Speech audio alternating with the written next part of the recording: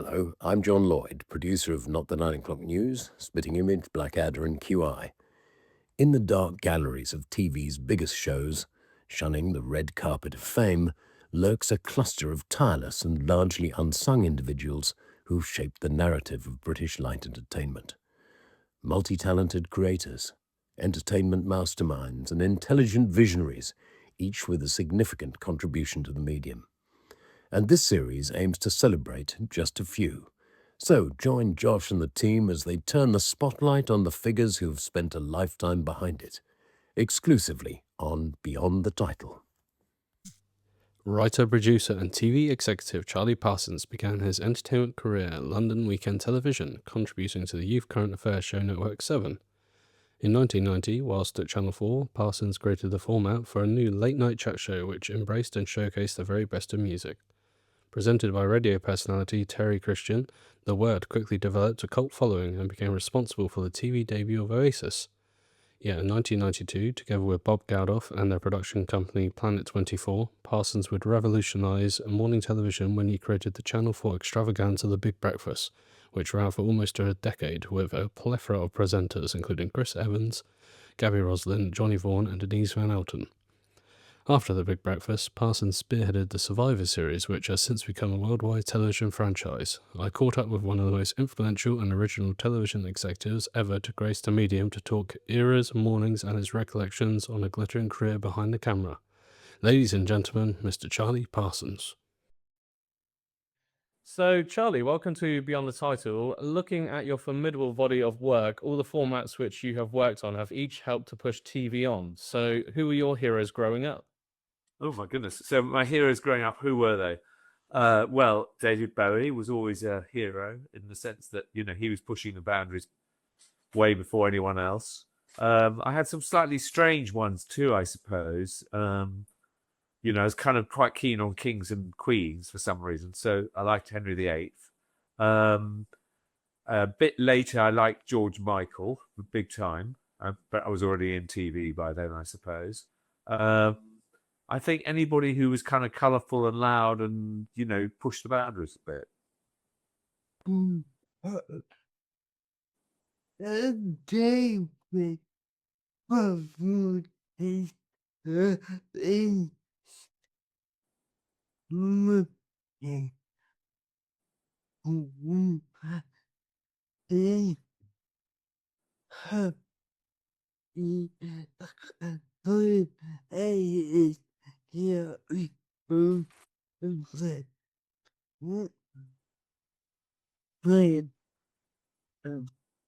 So,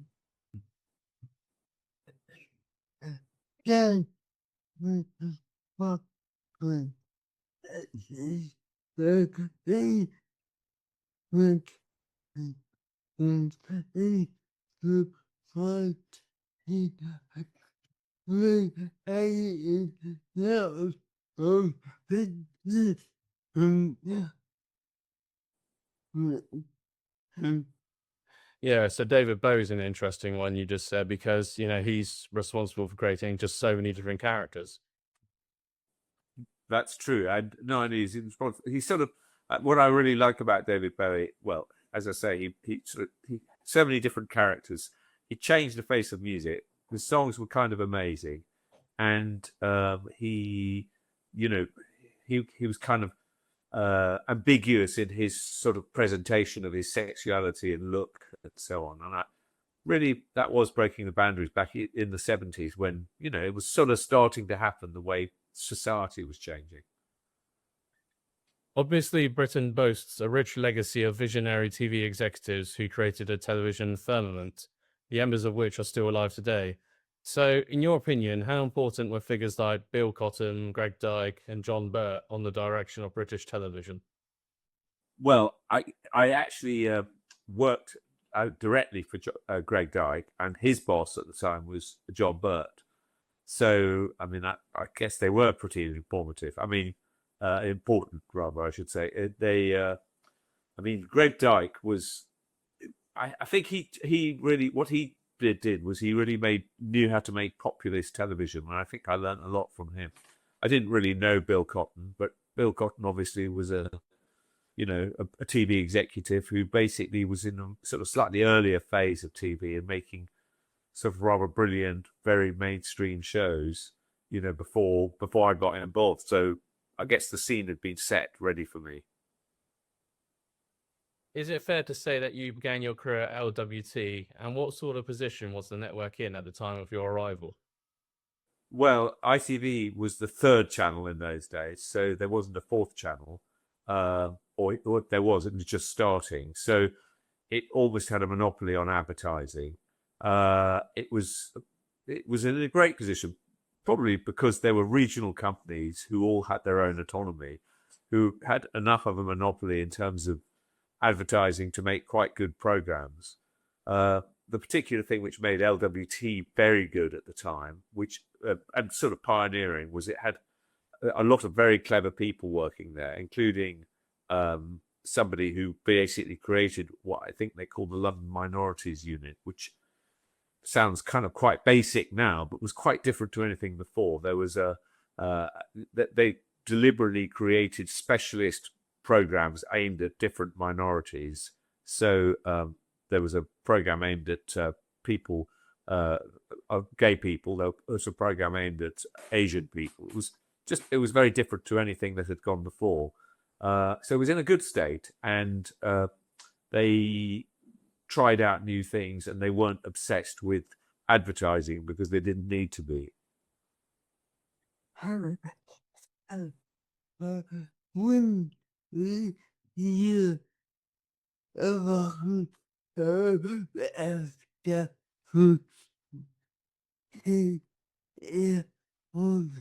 young, it's to let her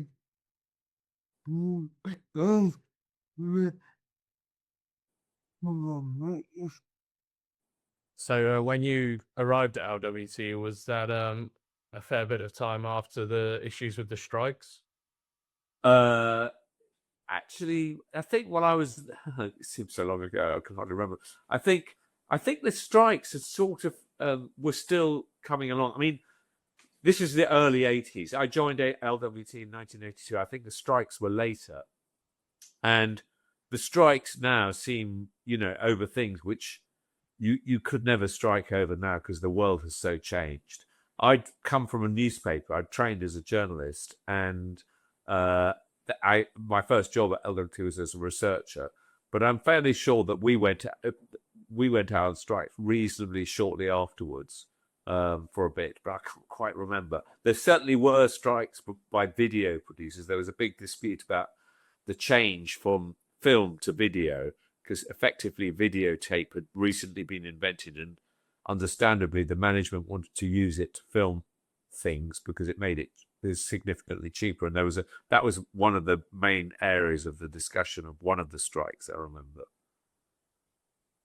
Before the word, pop music was always represented in a conservative manner, except for the freedom of Top of the Pops or the Tube.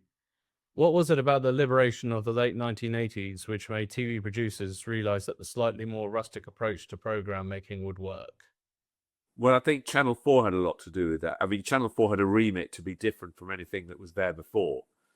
And, I mean, it was kind of an evolution of society as well. So Channel 4, first of all, were open to the idea of doing something which was different. And society was changing. I think there was quite a big... Sorry, my dogs are trying to get in. Just give me 1 second. Come on. So that's the trouble of having two dogs, is they always interrupt you all the time. So just to repeat that answer for you.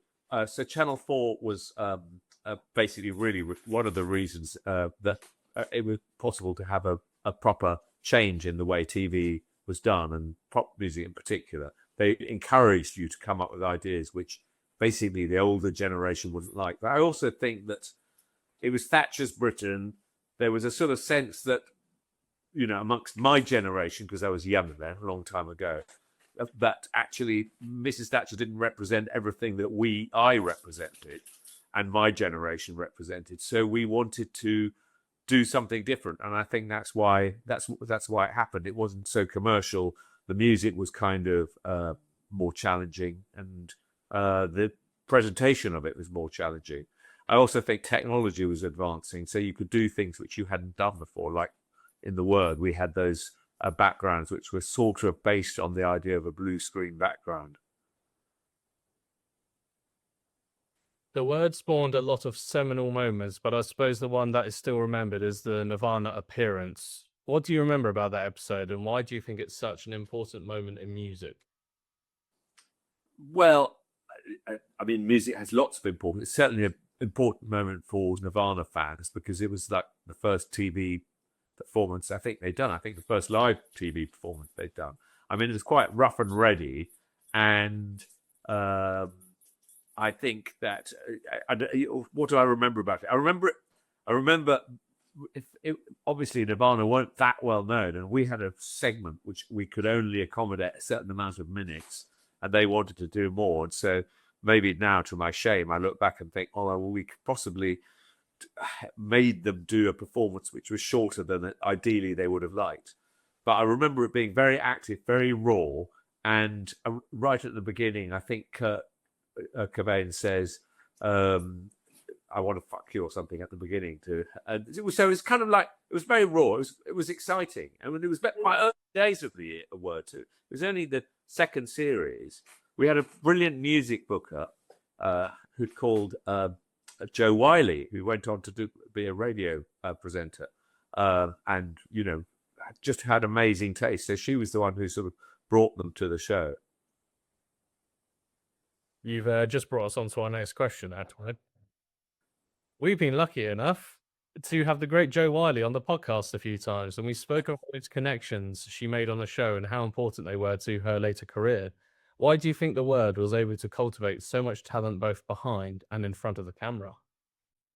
Well, actually, I think we recruited talent. I mean, that was the first thing. I mean, the people who worked on there were almost always really clever in their own right and very, curious and fascinated about the world and really passionate about the subject they chose. And, Joe Wiley was a good example of that. I mean, I can't say I was a music expert, but Joe Wiley was. I think the second thing is, as producers on the show, and she was a music booker at the time, not a producer. The producers on the show, we encouraged people to, go perform their own interests, to really push for their own passions. And I think the environment was one, it wasn't really a top-down one. There was a bit of top-down, and I could be quite dictatorial because I had to sort of shape the show. But it was very much that, everybody's voice was pretty important. And therefore, in the spirit of being a true magazine, everybody was kind of writing their own articles. And, when somebody like Joe comes along, and Joe says, we really ought to have these bands, I really believe it. And she would do this all the time, by the way. And, we'd have a discussion about it, we'd hear the track and so on. And then, it was Joe's passion driving it.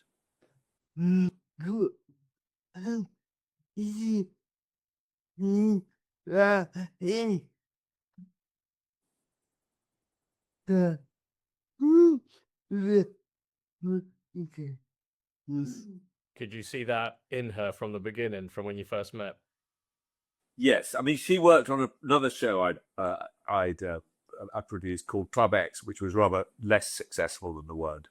It was basically came from the same money that that The Word was going to come from, but it was an arts program, and it was designed to be a sort of arts program aimed at young people. And Joe Wiley worked on that. So that's when I first came across it. And yes, that's when I could see that talent, basically, as you say, when I first met her. Britain in the early 90s was quite a divisive place. Why do you think Britain's cultural landscape was craving a change? Well, I think funnily enough, the cultural division was very much about, was often very much about age as well as many other things. And I think it was, as I said earlier, it was the early days of Thatcher. We'd had Thatcher for 10 years, and It was the early days of a sort of feeling that things could actually be different and better. And I also think that there was on TV, there was kind of one type of TV programming aimed at a sort of older generation, if you like, my parents' generation. And then there's another kind of TV which people are coming up with, which didn't follow all the norms.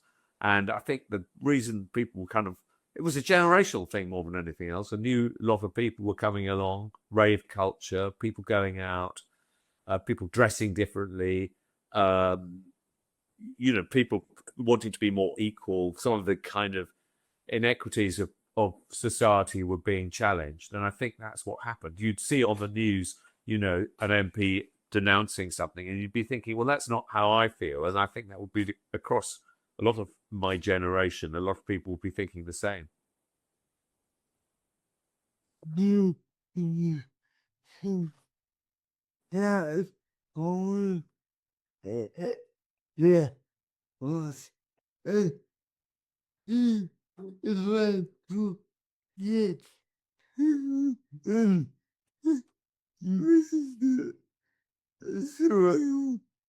Do you think that's why there was a revolution in music as well?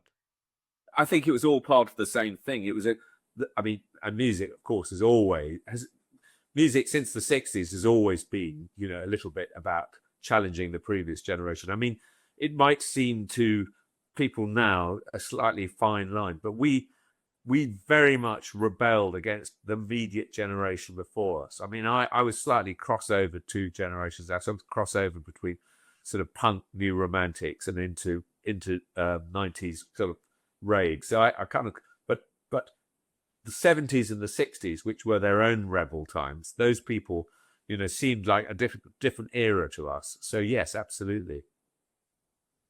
In 1994, the Words became responsible for the TV debut of Oasis. What were your first impressions of the Gallaghers? Well, do you know, I actually cannot remember. I was there on the show. I can't say I had first impressions. Maybe I've become a bit jaded after 4 quite exhausting series of the Word and thought, oh, just another band. I feel I know more about them now than I did then. So I don't really have memories of them, actually, particularly. Okay, Julie is the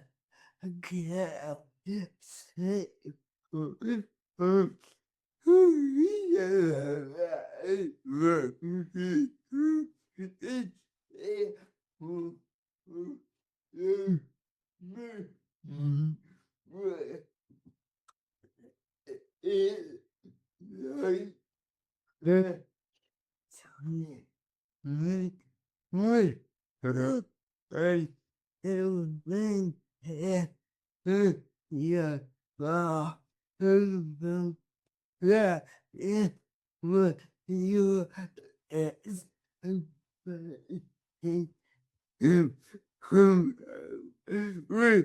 Liz, free,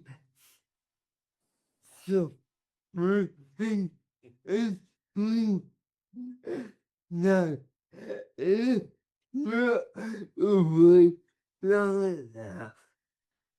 Yeah.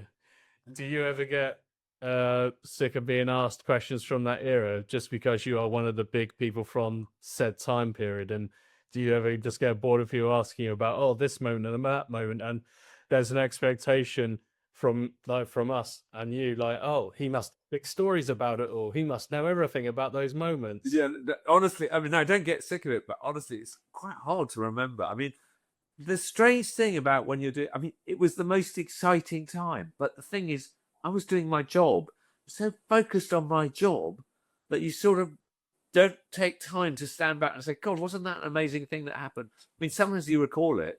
Sometimes I can ask, somebody who worked with me at the time, said, do you remember that?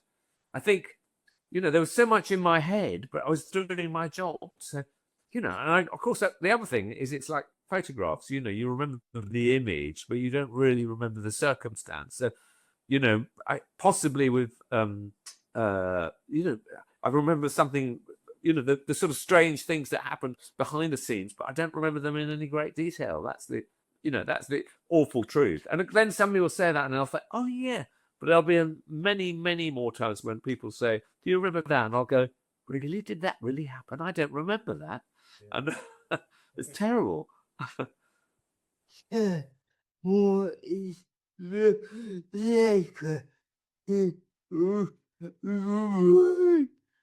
What would you say is the legacy of the word? Well, the legacy of the word. I think that's a good question. I mean, obviously, it was I still get many, many occasions that people say it was a pivotal point in their development and upbringing. That in the days when TV was the medium, and it would be basically people watching it late at night when their parents had gone to bed, or in their bedroom, without their parents knowing. It was a sort of coming out experience for lots of people.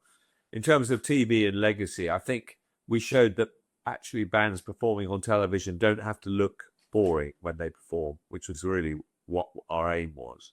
We one of the things we didn't want to do was what music programs had done traditionally, which is just show them in the studio, which would only open it to people who already were interested in music. I think it probably just pushed the boundaries a little bit in terms of how people made TV. So, they were a little bit more ambitious, a little bit more curious, a little bit more international, a little bit more democratic. Britain has enjoyed a turbulent relationship with breakfast televisions since the 1980s, and even TV legends like David Frost and Michael Parkinson struggled to perfect it. So what was it about 90s Britain that demanded a new take on the quintessential TV breakfast show? Well, I think that it's the generational thing. It's this thing that basically the old ways weren't good enough for us. Rather arrogant, rather rebellious, rather different, and we wanted to see something which was a bit more fun and a bit more lively. I mean, we had big battles with Channel 4 about what should be in it. They wanted it replaced a much heavier agendaed item, but we wanted it a series of items which were put together for breakfast television. We wanted it to be a bit livelier. We wanted it to be something that people would talk about the next day, and so I guess that the changes were coming, and we were part of them. In my opinion, I felt the Big Breakfast created its own genre, and if you look at the trends in television hereafter, it's easy to identify its legacy. Were you ever conscious of cultivating this new style of entertainment? Well, I think we were conscious of creating a new style of entertainment, and it certainly broke down a lot of the barriers between viewers and TV makers, and you can certainly see its influence in things like the One Show, which is a sort of mainstream version of the Big Breakfast in a way. So we were very conscious of that. I mean, we never set out to be the biggest breakfast show. We set out to be an alternative to what was already on, and I think we in some senses that made it more easier, because although it got an amazing audience, the pressure was not, as I say, to be the program of record, which the BBC and ITV does very well. The purpose was to be a fun morning, which basically lots of people could relate to all over the country. How do you feel the Big Breakfast perfectly echoed the 90s zeitgeist? And what do you think it was about Britain's evolving socio-economic landscape that made a show like this possible? Well, I think one of the things was that if you're writing a history of television, maybe Josh, you should do this. You can see how it's a sort of bridge between a kind of old style, rather staid type of television presentation outlook and so on, where you had documentaries about things and the people filmed people, but there was always a kind of grown-up presenter telling them, into a slightly looser, more democratic style of television, which ended in reality shows and Big Brother and so on. And right in the middle of this was the Big Breakfast, where Chris and Gaby, and then Johnny and Denise seemed like the person you knew around the corner. there was a family of the week, which basically meant that you met ordinary people. You'd go all the way up and down the country. TV hadn't really done that before, and I think that was where it stands. Is it's between before and after, and so that's what and that was reflecting, if you like, a sense that, I don't know, people should have a voice, basically, and there was more that could be done for everybody rather than just a small amount of people. And yeah, that was so much me.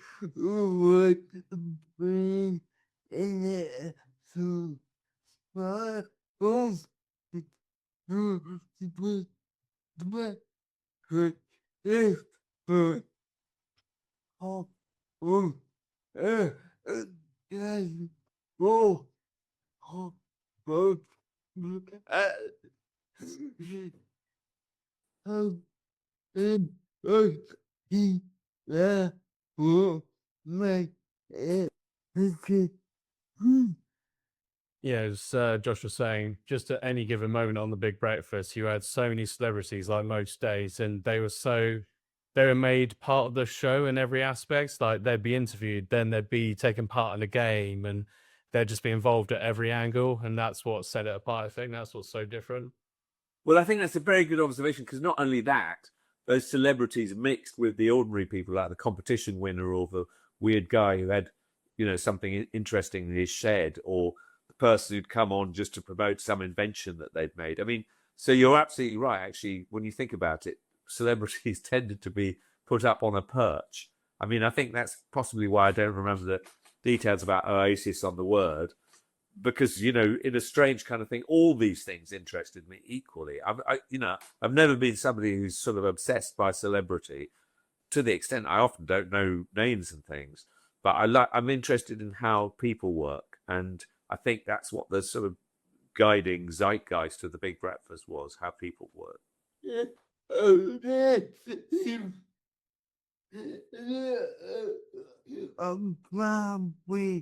Probably walk as a sin. But above The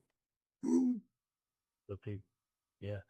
And if you look at those, so like Gaby Roslin's work ever since, like everything she's done has always been about people. Yes, Like, yes, absolutely. Well, I mean, I think that's the transition, in a way, I was trying to express, was, suddenly people become the important thing rather than celebrities or politicians or people who simply have status. It was people who had status, but all sorts of other people as well. And speaking to Gaby Roslin recently, she often states that the most important aspect of the show was the chemistry between her and Chris. So how carefully did you choose the presenters to convey the right image for the show? Well, they were the front. It wasn't so much they conveyed the right image; it was more that their energy, what the vibe they gave was right. In other words, that they natural, I think that they had a natural presence rather than they were fake. A lot of TV presenters often present something which doesn't feel as real, but obviously in that environment, because it was so unpredictable and because there were so many things going on, you needed people to be, just to be as they actually are in real life, and not be something that they're putting on for the camera. In hindsight, it's easy to draw parallels between the chemistry that Chris and Gabby had to the relationship between Denise and Johnny. But in those intervening years, to what extent did you ever worry that the show had lost its identity? Well, I never worry about the show losing its identity. It was kind of hard to find people, we felt. I mean, it probably wouldn't be. It was hard to find people who captured that sense, as I say, of being real. I mean, I never felt it had lost its identity at all.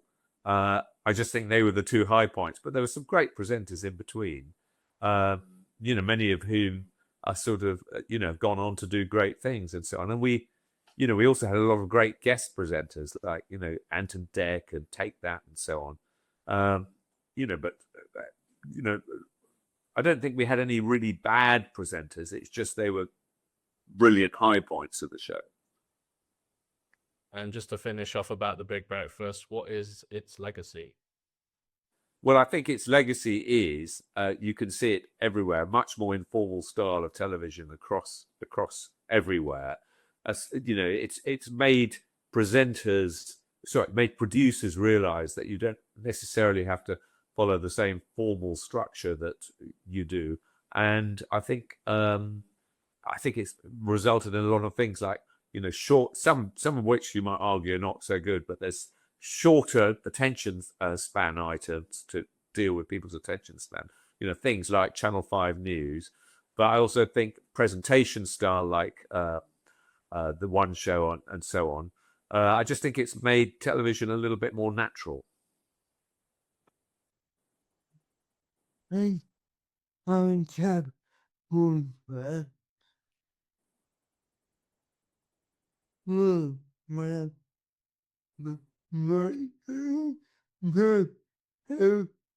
top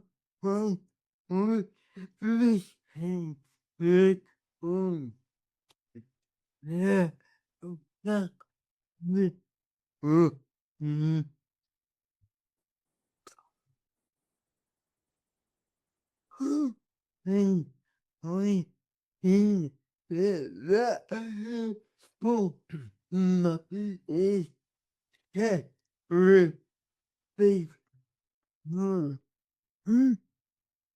Yeah, I don't want to go about promoting other things, but Josh was on the Gaby Roslin podcast a few weeks ago, and Josh felt as if that was a very big breakfast, just the way she conducts that. Yes. Well, I'm sure it was. It would have been. She would have been. So it seems extraordinary that we are yet to mention probably your biggest contribution to TV. What was the inspiration behind Survivor? Well, what was the inspiration? Well, I'll tell you. I worked on a program in 1987 before The Word, called Network 7, which was a rather more serious program, which had a sort of news and documentary element, but it was a magazine show. And in one of the segments, we sent 4 people to a desert island to see how they would fare, and it was really just following them. We didn't give them much stuff to take with them, and we followed them over a sort of 2 to 3 week period to see. And it was just a great combination of people. There was a tennis star, there was a soap opera star, there was a stockbroker, and there was an ex-convict, and we put them all together. And I mean, it was quite a good piece of TV in its own right, but I thought this could actually turn into something which had a long run to it, which actually was a format. So over the years, I tried various things, got some money from various people to develop it, tried out various things. The inspiration really came from the person who suggested that item, mingled with the idea that actually if you could create it into something special and long running, it could be amazing.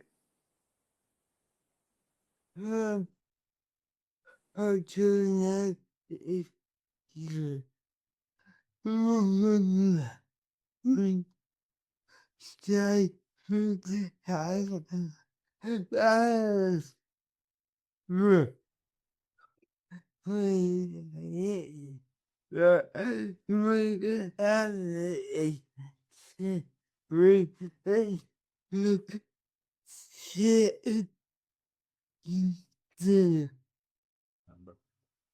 I don't know if you remember, but Sir David Attenborough, he created a reality show back in the 60s.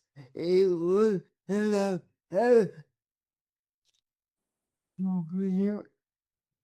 but he got no more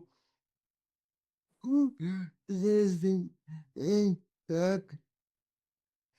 We hate the what the things on falling into how how yeah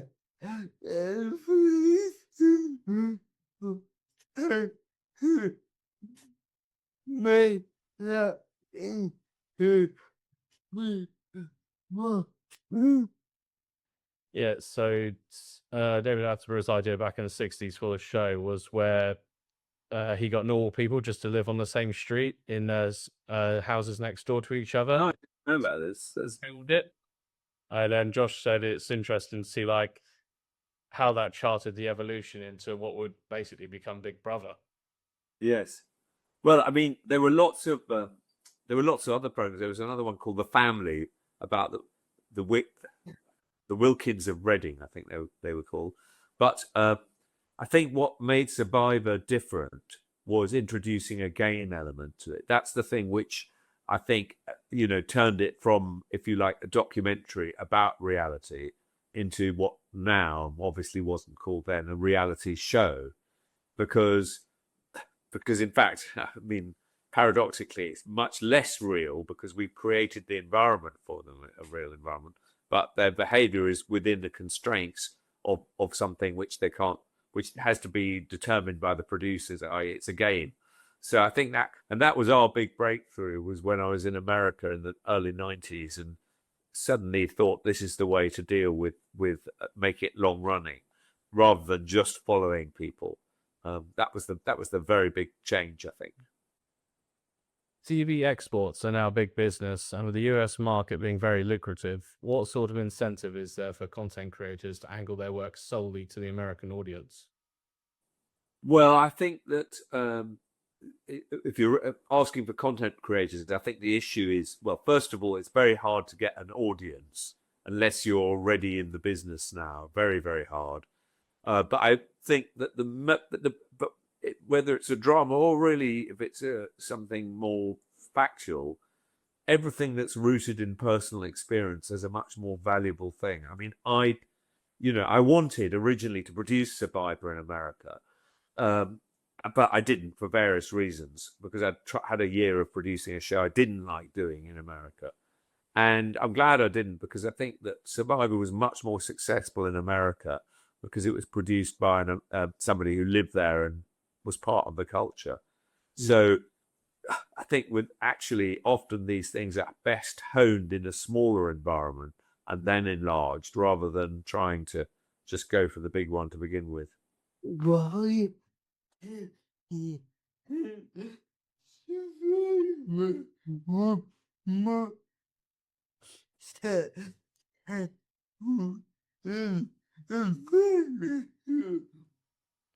Why do you think Survivor was more successful in America rather than over here? Well, it started earlier in America. I mean, I couldn't sell it in the UK. So in America, it was the first show like that. I tried selling it here, and by the time I'd sold it here, some of the people we'd pitched it to had done their own versions of it or various things. So it was a kind of first in the market thing. That was a very big, important factor. It was very successful, weirdly, in Sweden before America.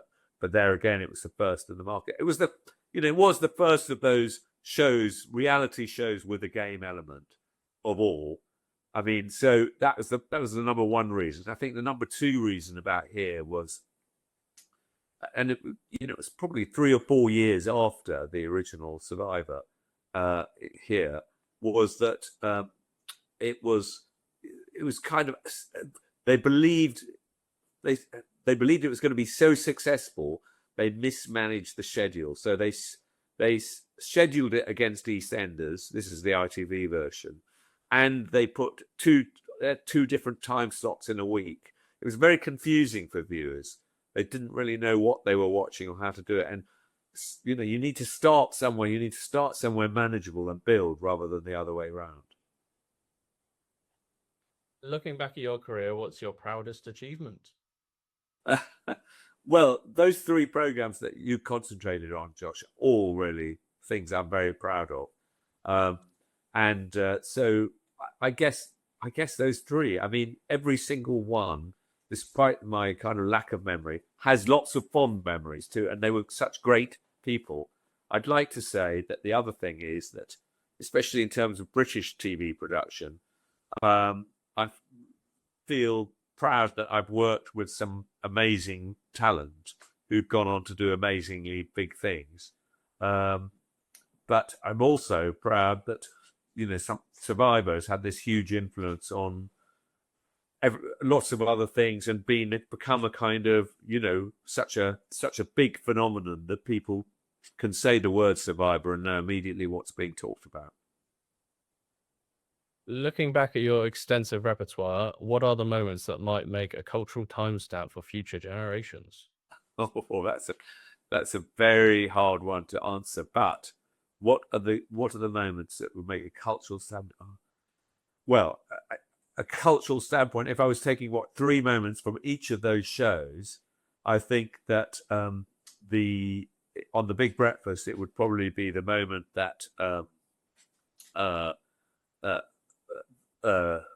sorry, let's start with the Word. On the Word, it would probably be the moment that Shabba Ranks had water poured over his head by Martha Moore for homophobic.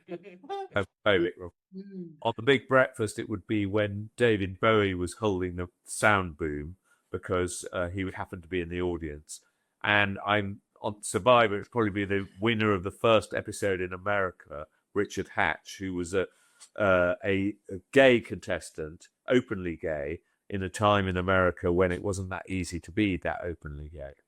So those would be my three timestamps. I like it. Just thought of those, by the way. I forgot that was one of the questions.